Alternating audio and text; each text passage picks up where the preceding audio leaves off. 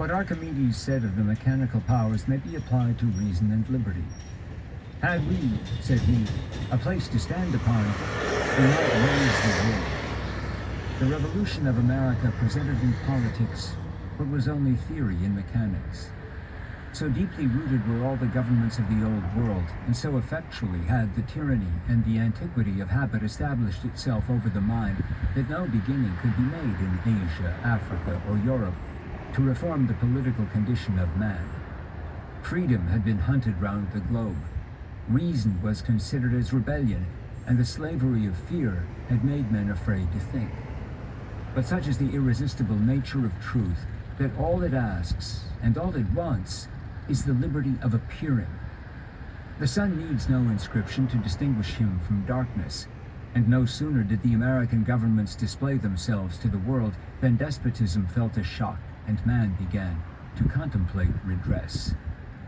The independence of America, considered merely as a separation from England, would have been a matter but of little importance, had it not been accompanied by a revolution in the principles and practice of governments.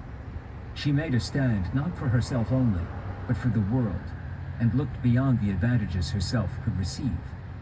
Even the Hessian, though hired to fight against her, may live to bless his defeat, and England, condemning the viciousness of its government, rejoice in its miscarriage.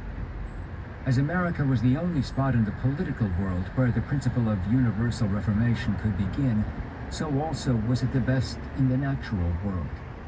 An assemblage of circumstances conspired not only to give birth, but to add gigantic maturity to its principles. The scene which that country presents to the eye of a spectator has something in it which generates and encourages great ideas. Nature appears to him in magnitude. The mighty objects he beholds act upon his mind by enlarging it, and he partakes of the greatness he contemplates. Its first settlers were emigrants from different European nations and of diversified professions of religion, retiring from the governmental persecutions of the old world and meeting in the new, not as enemies, but as brothers.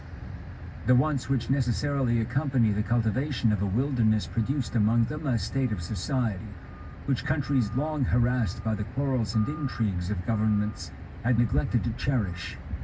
In such a situation, man becomes what he ought. He sees his species not with the inhuman idea of a natural enemy, but as kindred. And the example shows to the artificial world that man must go back to nature for information.